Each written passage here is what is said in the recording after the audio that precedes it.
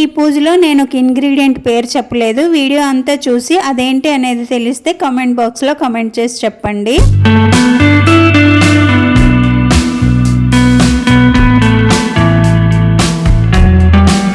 Hi అండి, అందరికీ నమస్కారం. యాత్ర విశేషాలకి స్వాగతం అండి.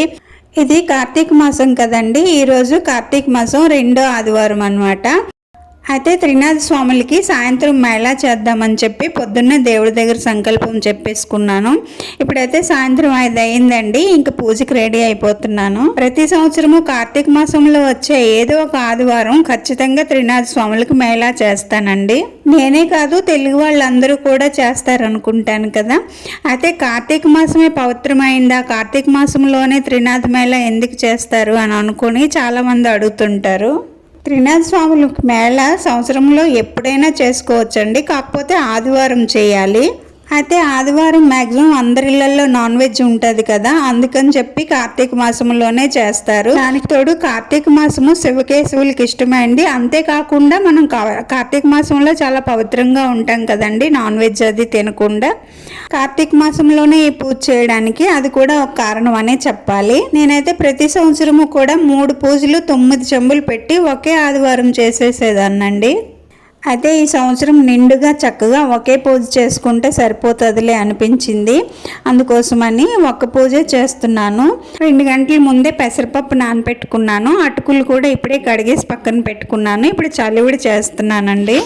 మేమైతే వీధిలో ఎవరింట్లో పూజ అయినా అందరినీ పిలుచుకునే వాళ్ళము, అందరూ అలాగే వచ్చేవారు కూడాను. ఈ కరోనా వచ్చినప్పటి నుంచి పద్ధతులన్నీ మారిపోయాయండి. ఒక్కళ్ళమే పూజ చేసుకుని ప్రసాదం తీసుకెళ్ళి అందరికీ పనిచేస్తున్నాము. చాలామంది రీల్స్ కోసము సింపుల్గా అయిన పూజను కూడా చాలా అట్టహాసంగా చేసేసి ఏదేదో చేసేస్తున్నారండి. నాకైతే అంత ఓపిక తీరిక 2 లేవు. చక్కగా ఇల్లు ఒత్తేసుకొని మామూలుగానే బియ్యం పిండితో ముగ్గు పెట్టేసుకున్నాను. దాని మీద పేటేసి ఒక క్లాత్ అయితే వేసుకున్నాను. త్రిమూర్తుల ఫోటోకి ఇలా చెంబులకి కూడా గంధం రాసి చక్కగా బొట్టులు పెట్టేసుకున్నాను. ఇలా చెంబుల నిండా నీళ్ళు పోసుకొని పీట మీద పెట్టుకొని మర్రి కొమ్మలు పెట్టుకోవాలి. తర్వాత 3 చెంబుల మీద 3 కొబ్బరికాయలు పెట్టేసుకొని పూజ అంతా అయిన తర్వాత కథ చదివిన తర్వాత ఆ కొబ్బరికాయలు కొట్టాలన్నమాట. పువ్వులు ఉంటే చక్కగా చెంబులకి ఫోటోకి పూలదండలతో అలంకరించుకుంటే ఒక డివైన్ ఫీల్ అయితే వస్తుంది. నా దగ్గర అయితే పువ్వులు లేవండి, మామూలుగా ఒక్కొక్క పువ్వే పెట్టేసుకుంటున్నాను.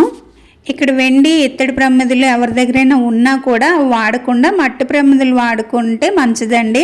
ఎందుకంటే త్రినాథ స్వాముల వారి పూజా కథలో మట్టి ప్రమిదలతో దీపాలు వెలిగించమనే చెప్పబడిందండి. నా దగ్గర పువ్వులు ఎక్కువ లేవండి, అందుకని ప్రత్తితో ఇలా దండలా తయారు చేసుకుని వేసుకుంటున్నాను ఫోటోకి. ఇలా అన్నీ సర్ది పెట్టుకున్న తర్వాత దీపాలు వెలిగించుకొని బ్రహ్మ విష్ణు మహేశ్వరులకి ఆహ్వానం పలకాలండి. ఆ తర్వాత మనం తయారు చేసిన ప్రసాదాన్ని ఇక్కడ అరిటాకులో కానీ విస్తరాకులో కానీ వేసి పెట్టుకోవాలి. ఆకు లేకపోతే ఇత్తడి పళ్ళెం వెండి పళ్ళెం ఏదున్నా కూడా ప్రసాదం పెట్టుకోవచ్చు. అయితే త్రిమూర్తులకి ముఖ్యంగా పెట్టవలసిన ఒక వస్తువు ఉన్నదండి. అది లేకపోతే త్రినాథుల పూజే వేస్ట్ అన్నమాట. అసలు అది లేకుండా త్రినాథుల పూజే చేయరు. చేసినా కూడా అసలు ఫలితం ఉండదండి. అదేంటి అనేది మీకు తెలిస్తే కామెంట్ బాక్స్లో కామెంట్ చేసి చెప్పండి. ఇలా ప్రసాదం ఇక్కడ పెట్టిన తర్వాత పసుపు వినాయకుడిని తయారు చేసుకొని ఉంటే గరిక పూసలు లేకపోతే పువ్వులు పెట్టేసుకొని ఒక బెల్లం ముక్క కూడా నైవేద్యంగా పెట్టుకొని బ్రహ్మ విష్ణు మహేశ్వరులకి ఎడం వైపుగా వినాయకుడిని పెట్టుకోవాలండి. బ్రహ్మ విష్ణు మహేశ్వరులకి ఎడం వైపుగా వినాయకుడు ఉండాలని చెప్పాను కదా, అలాంటప్పుడు చాలామంది కన్ఫ్యూజ్ అవుతారండి. కన్ఫ్యూజ్ అవ్వకుండా నేను చెప్తాను వినండి. మనం దేవుడు ఎదురుగా కూర్చుంటాం కదా, అప్పుడు మనకి కుడివైపుగా వినాయకుడు ఉంటాడు. అదే కరెక్ట్ పద్ధతి అండి. ఇదిగోండి ఇక్కడ చూస్తున్నారు కదా, ఇలాగా త్రిమూర్తుల పూజకే కాదండి, ఏ పూజకైనా సరే మన కుడి చేతి వైపే వినాయకుడిని పెట్టుకుంటే అప్పుడు దేవుడికి ఎడం వైపుగా ఉంటాడనమాట. నా పీట చిన్నగా ఉన్నదండి, పీట మీద వినాయకుడిని పెట్టడానికి సరిపోలేదు, అందుకని పళ్ళెంలో పెట్టి పక్కన పెట్టుకున్నాను. ఇప్పుడు ముందుగా వినాయకుడి పూజ చేసుకొని దీపము ధూపము చూపించేసి నైవేద్యం చూపించేసి తాంబూలం పెట్టేసి హారతి ఇవ్వాలి. ఆ తర్వాత సంకల్పం చెప్పుకొని ఆచమనం చెప్పేసుకున్న తర్వాత బ్రహ్మ విష్ణు మహేశ్వరులకు కూడా దీపం ధూపం నైవేద్యం అన్నీ చూపించేసి కథ చదువుకోవాలండి. ఈ రోజుల్లో తెలుగు చదవడం చాలా మందికి రాదండి. ఒకవేళ మీకు త్రినాథ స్వాముల కథ కావాలి అనుకుంటే నా కామెంట్ బాక్స్లో కామెంట్ చేయండి. నేను కథ ఇంకో వీడియో అప్లోడ్ చేస్తాను.